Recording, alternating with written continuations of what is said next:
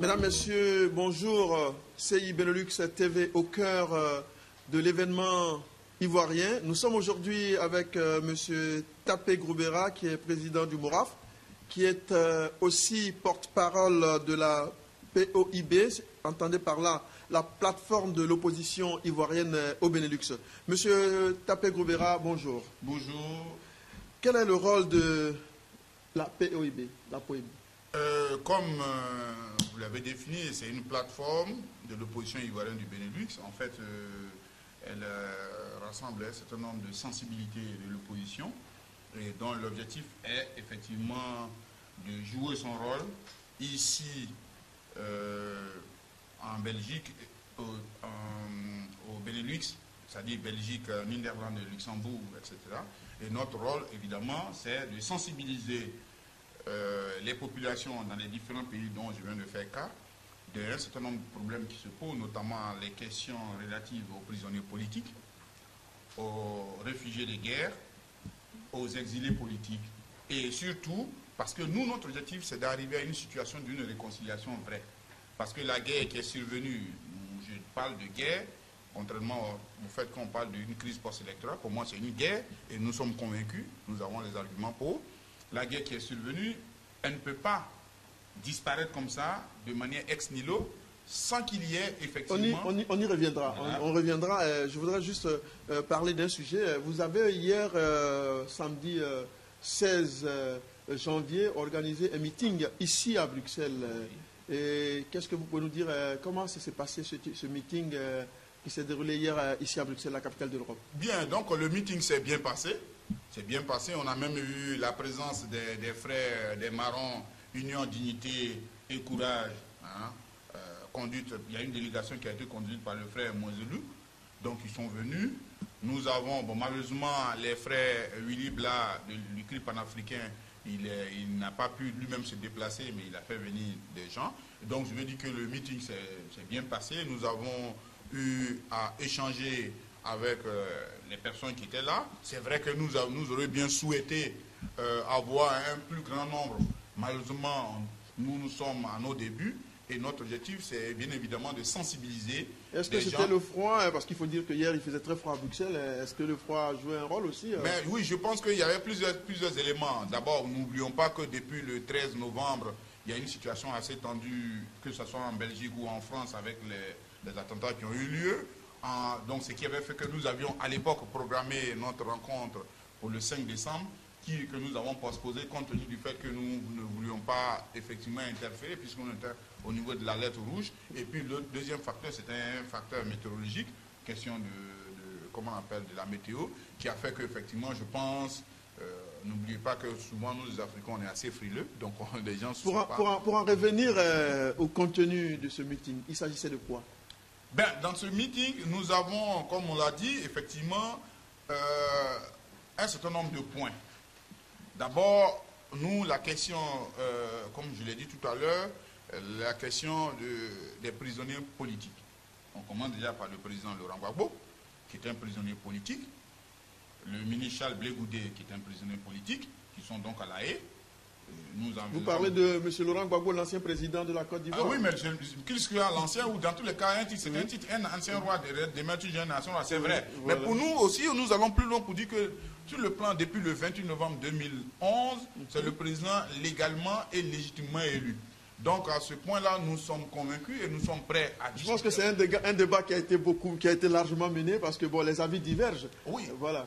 C'est d'ailleurs pour ça que nous avons ici un document sur lequel nous avons ici développé nos arguments. Nous sommes prêts à confronter les autres par rapport à l'argumentaire que nous avons, puisque effectivement, il y a eu le 11 avril, c'était un coup d'État qui a eu lieu, bien évidemment. Pour nous, le président Gbagbo demeure le président légal, puisque au vu de la loi, une loi peut être mauvaise, comme disent les latins, ça laisse de la loi, elle est due. Et donc rapidement, pourquoi vous dites que c'était un coup d'État? Rapidement. Je crois que ce débat était déjà passé, mais comme vous y revenez, on ira rapidement. Bien, d'abord, le Conseil constitutionnel, au vu de l'article 94 ou bien 94, elle est la seule, au vu de la loi ivoirienne, à décider qui est président ou pas. Mais si vous dites ce que les juristes nous ont dit, le Conseil constitutionnel n'était pas habilité à désigner un président. Le Conseil constitutionnel pouvait, ne serait-ce que annuler, ne pas valider ces élections. Je pense que on ne s'en sortira pas. Il y a eu les juristes, il y a eu un débat des juristes en Côte d'Ivoire là-dessus. L'article 94 est clair. Oui. Je peux citer l'article 94. Ce n'est pas moi qui l'ai dit. Vous pouvez aller fouiller, vous pouvez le voir. Voilà ce que l'article dit. Le Conseil constitutionnel contrôle la régularité des opérations du référendum et proclame les résultats. Le Conseil constitutionnel statue sur l'éligibilité des candidats aux élections présidentielles et législatives. Les contestations relatives à l'élection du président de la République et des députés, le Conseil constitutionnel proclame les résultats des élections présidentielles. L'article 94 de la loi de la Côte d'Ivoire qui a été pris le 23 juillet 2000. Voilà, je crois que ce débat a été largement fait. Non, j'arrive. Comment j'arrive? Oui. Je veux dire qu'effectivement, on peut, évidemment, dans la spéculation, dire, c'est comme un match de football. Je donne un peu cet exemple pour voir. Lorsque vous avez un match de football, ce n'est pas la fédération qui dit s'il y a un but ou pas. L'arbitre peut être complaisant, je veux dire, il peut accepter un but ou ne pas. L'exemple le plus probable, nous avons eu la Coupe du Monde en 2010, où, comment on appelle, Gérard, comment on appelle, le joueur anglais a marqué un but contre l'Allemagne, qui a été refusé, excusez-moi, qui a été refusé. C'est l'arbitre qui l'a refusé, mais avec la caméra, on s'est rendu compte qu'effectivement, c'était un vrai but. Et l'Allemagne, finalement, a gagné 4-2. Mais c'est le résultat acquis, accepté par l'arbitre. Peut-être que l'arbitre était allemand, je ne sais pas, ou bien peut-être qu'il n'aimait pas les Anglais, peu importe, c'est pas ça, ça justifiait un jugement de valeur. Mais le résultat acquis a été fait. Alors, par la suite, on peut maintenant, ça dit que la fédération, qu'est-ce qu'elle doit faire? C'est de dire que vous êtes trompé, et comme s'il y a des sanctions, donc on condamne l'arbitre. Mais le résultat acquis est un résultat acquis sur le terrain. Donc, pour ce qui s'est passé, le Conseil constitutionnel, au vu de l'article 94 que je viens de citer, est clair.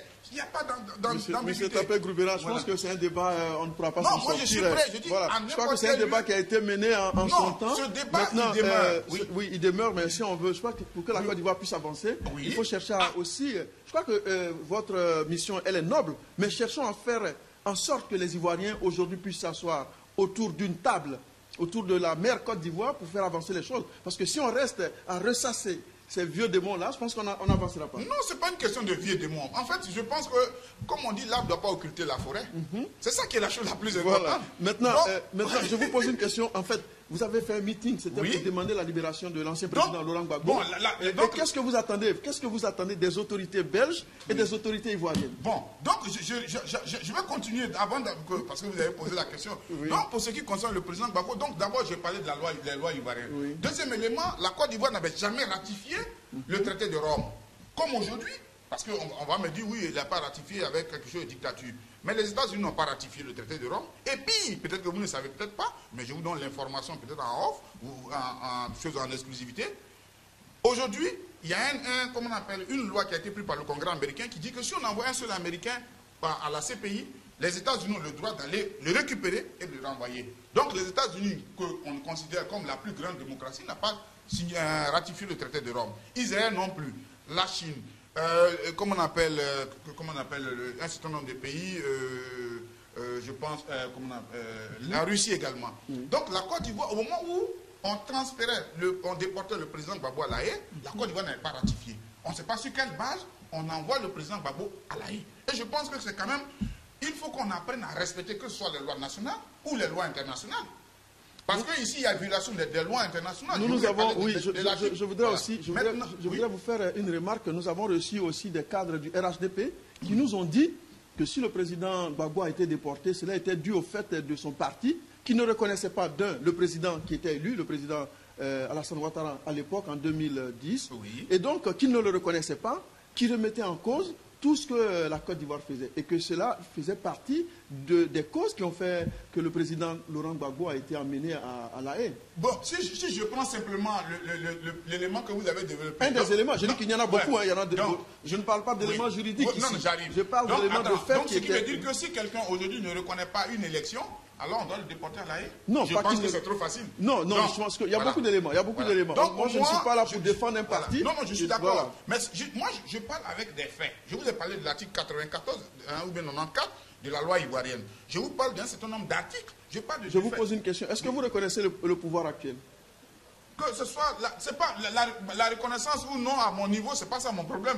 Je ne suis pas ici pour la reconnaissance. Je suis là ici pour la libération du président Gbagbo qui a été injustement... Est-ce que vous pensez que le pouvoir actuel peut jouer quelque chose dans la libération du président Gbagbo? Mais s'ils pensent qu'ils peuvent jouer, qu'ils le fassent. Non, je vous demande à vous, ce n'est pas eux qui pensaient. Mais moi... Parce que si vous avez fait un meeting ici à Bruxelles, c'est que d'un, vous demandez aux autorités belges qu'il y a un problème, qu'il y a une situation qui est là, et que vous demandez à ce que ces autorités-là puissent faire quelque chose. Maintenant, je vous ai demandé qu'est-ce que les autorités belges peuvent faire pour la libération du président. Non, en fait, d'abord, écoutez, moi je parle toujours d'un proverbe simple africain, on dit c'est goutte par goutte que l'eau parvient à user la pierre.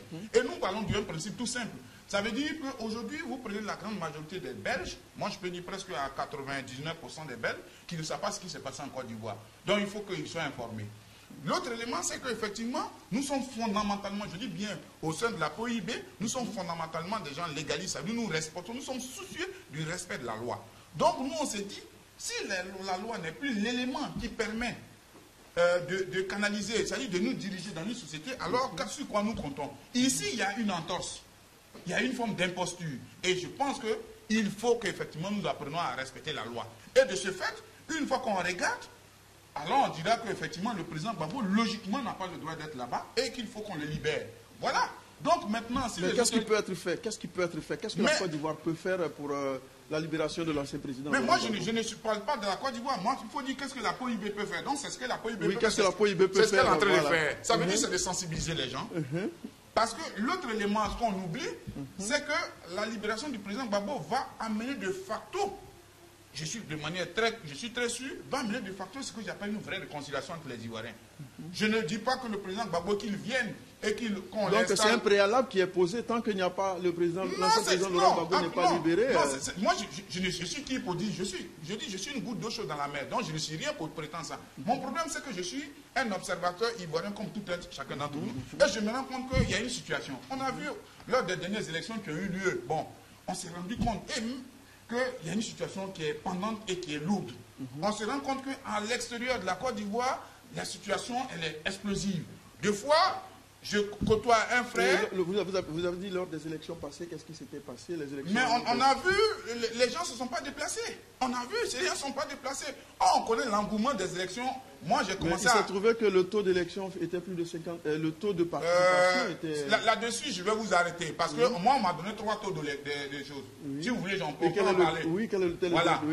Il y a eu d'abord, si j'ai la documentation. Donc, je peux vous dire, puisque nous avions en son temps écrit, et j'espère encore avoir l'article que nous avions écrit, si je l'ai ici, je vous le...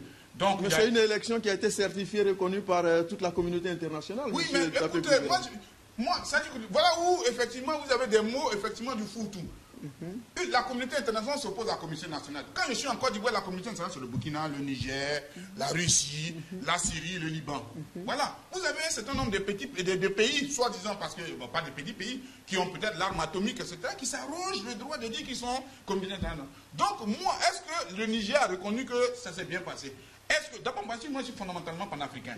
Est-ce que le Liban, bon, qui n'est pas en Côte d'Ivoire, a reconnu que les élections sont bien passées? Donc, c'est ça, c'est tout ça. Est-ce qu'il faut les demander? Donc, ne dites pas que... Les Ivoiriens ont reconnu que c'était une élection qui s'était bien passée. Mais tu peux passer du coq à l'âne, tu parles de la communauté internationale. L'Union africaine a reconnu que c'était une élection qui s'était passée. Il y avait l'opposition qui a participé. Il y avait le président Afin Guessan qui représentait le FPI. Oui, mais le problème, c'est pas ça. Ce que je veux dire, moi, je parle d'une réconciliation. Le problème, c'est que... Pour en revenir à la réconciliation. Le problème au sommet, il faut prendre le problème à la base. Non, je pense que... Maintenant, quelles sont les propositions concrètes que vous faites pour une réconciliation vraie? Mais justement... D'abord, la première des choses, comme je l'ai dit, si vous voyez un peu sur ce que nous avons dit au niveau de notre élément, donc nous avons parlé, vous ne m'avez pas laissé le temps de développer parce qu'effectivement, je pense que ce problème, c'est un problème que les gens refusent de voir. Moi, je dis, je suis fondamentalement légaliste. La déportation du président Laurent Gbagbo, d'abord, non seulement c'est une erreur, c'est une faute, et ça va à l'encontre des lois nationales et internationales. La déportation du ministre Charles Blé Goudé, parce qu'on ne peut pas aller kidnapper quelqu'un. On l'a kidnappé au Ghana, il a été incarcéré pendant quelques temps en Côte d'Ivoire, et après on l'a déporté, comment on appelle, à La Haye. Ensuite, vous avez un certain nombre de personnes qui sont incarcérées. Je vous montre le document. Vous avez... Mais vous savez qu'il y a eu une crise post-électorale où il y a eu plus de 3 000 morts. Je parle de guerre. Je parle de guerre. Oui, bon, que vous parlez de guerre, oui. Parce qu'il y a eu deux armées. Il y a eu l'armée que le président, M. Alassane Draman Ouattara, à l'époque président du RDR, a créé par décret le 8. Vous avez la confirmation, vous avez des preuves que cette armée a été créée par le président Alassane Ouattara. Mais le décret existe. Vous pouvez nous le montrer? Mais le décret, il a créé ça le 8 mai, écoutez. Mais il faut nous montrer des preuves. Nous, on veut des preuves. Hein. On est sur un plateau. Bien, on est face à des téléspectateurs. On ne peut pas leur dire des choses sans preuve. Le décret, je n'ai pas le décret, mais je vais vous montrer un peu l'élément où vous pouvez le trouver au niveau de... je pense que c'est quand même... violent, c'est quand même difficile de dire des choses qu'on n'a pas... qu'on ne peut pas étayer de preuves. Non, allons doucement, frère.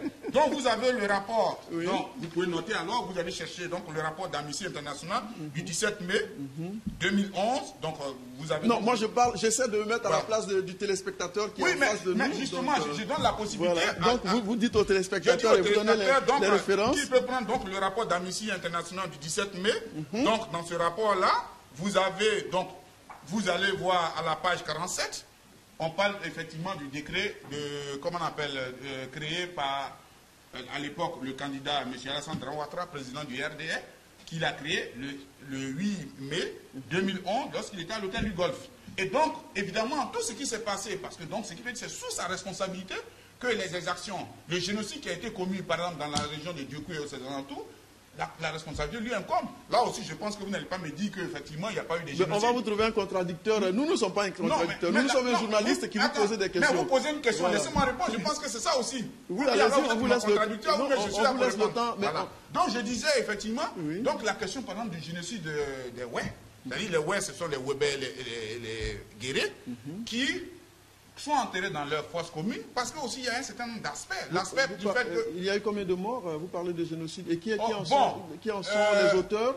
Là, je dis, les auteurs sont connus, puisque effectivement, les organisations humanitaires des droits de l'homme, Human Rights Watch, comment on appelle, Amnesty International et autres, ceux qui sont les plus gentils parlent d'au moins 800 morts.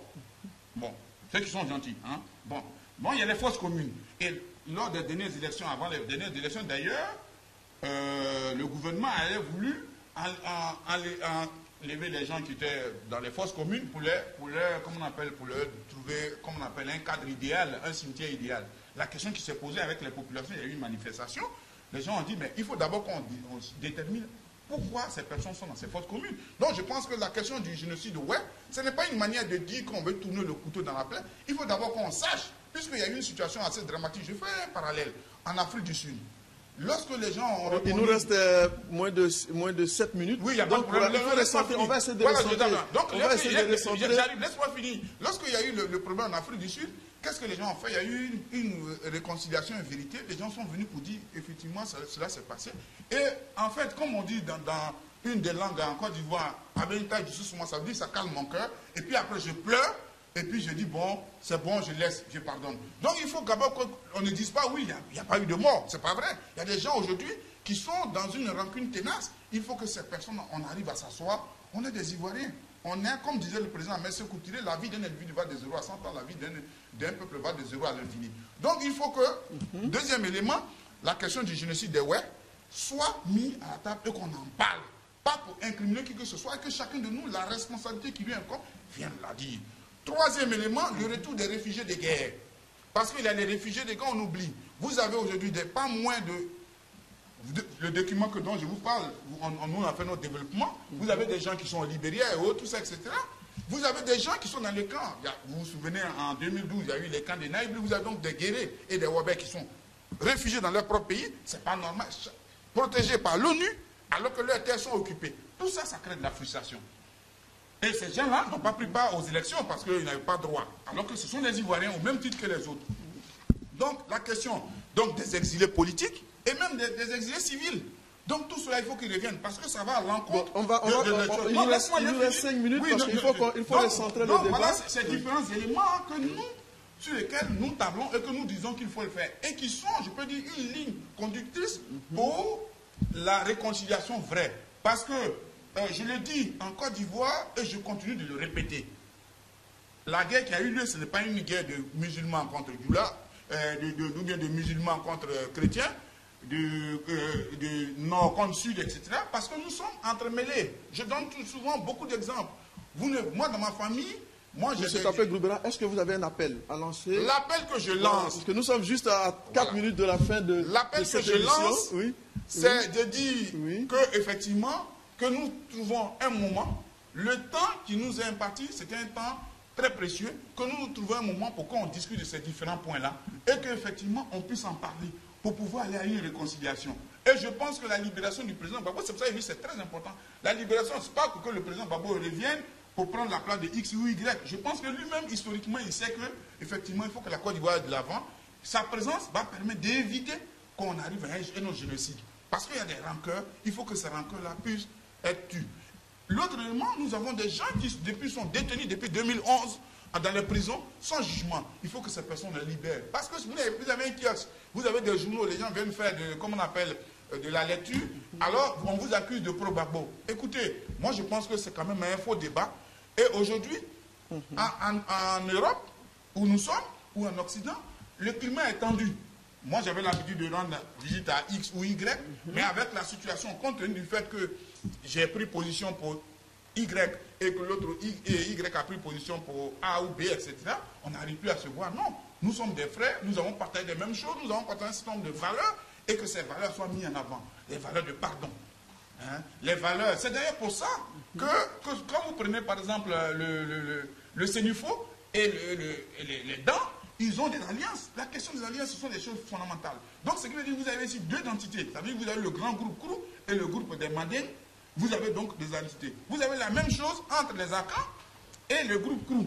Oui. Donc, voilà un peu, je veux dire, tous ces alliances, on peut les utiliser. Voilà. Il y a eu du sang qui a été versé, certes, mais on peut trouver des mécanismes en Côte d'Ivoire. Si on pense qu'en Côte d'Ivoire, ça ne va pas, on va d'abord dans la sous-région autour de nous. Ce n'est pas la peine d'appeler, je ne dis pas que je suis contre le fait que les gens viennent, mais quand même, je pense qu'autour de nous, il y a des frères et des sœurs qui sont capables de nous dire, écoutez, nous, voilà comment on a fait, ou bien voilà comment nous on fait, ou bien comme c'est une population qui est à cheval à la frontière, alors nous, on peut faire comme ça. Et je pense que sur cette base-là, on pourrait arriver à une réconciliation, parce qu'aujourd'hui, c'est à nous. Les fils, M. Alassane Draman Ouattara, M. Laurent Gbagbo, M. Bédié, ils ont un certain âge et leur vie, peut-être, je touche du bois, j'espère qu'ils vont vivre un peu longtemps, mais peut-être d'ici 30 ans, ils ne seront plus là. Mais nous, qui sommes là, nous qui allons bientôt aller dans la cinquantaine, je pense que nous avons l'avenir devant nous. Nos enfants, nos petits-enfants. Et je pense que ce salut est très important pour que, effectivement, nous voyons que la réconciliation doit être la primauté de toutes choses. Il faut que nous arrivions à nous asseoir, quels que soient les méfaits, quel que soit l'acte que nous avons posé pour dire, frère, je l'ai fait, mais peut-être que j'ai été induit en erreur. Et que nous, moi, ce que je vous dis aussi, moi je peux me tromper, mais j'ai envie de me tromper de bonne foi, mais pas sciemment. C'était ça le message. Donc, chers frères, chères sœurs, il faut qu'on se retrouve pour qu'on puisse parler de la Côte d'Ivoire. Merci. Ou de l'Afrique. Merci. Ce que je propose, vous avez dit nous sommes ouverts à toute discussion, voilà, quel que soit l'espace, à moins que ce ne soit pas en dehors de l'espace, parce que nous, on n'a pas l'argent pour aller pour payer le billet, mais si c'est sur les tiers. Voilà. Donc, il faut dire que CI Benelux, aujourd'hui, c'était un peu rare. C'était avec M. Tapé Groubera. Nous allons lui trouver en face un membre du RHDP très prochainement pour un débat. Nous attendons ça de voilà. Donc, cela se fera très prochainement avec l'accord du rédacteur en chef, M. Obierge Conan, qui me demande de vous remercier, de vous être déplacé de Liège jusque ici à nos bureaux à Bruxelles. Merci, vous faites un bon retour. Oui, mais je voudrais d'abord dire que nous saluons CIB Benelux. CIB Benelux, c'est nous tous, c'est vous tous. Et je pense que c'est une chaîne qui nous appartient, que nous devons encourager. Parce que nos frères et nos sœurs, ils font un travail formidable. Merci. Avec les moyens de bord. Et il faut les aider. Je n'ai pas dit forcément de leur donner de l'argent, mais d'encourager. Si vous donnez de l'argent, voilà. Moi, je suis d'accord avec ça, mon frère. Merci. Merci. Comme dit notre rédacteur en chef, CI Benelux, ce n'est pas des procès-ci, des procès-là. CI Benelux, c'est faire en sorte que la Côte d'Ivoire puisse se réconcilier, que ce soit une réconciliation vraie, une réconciliation qui apporte à la Côte d'Ivoire. Je vous remercie et à très prochainement. Au revoir.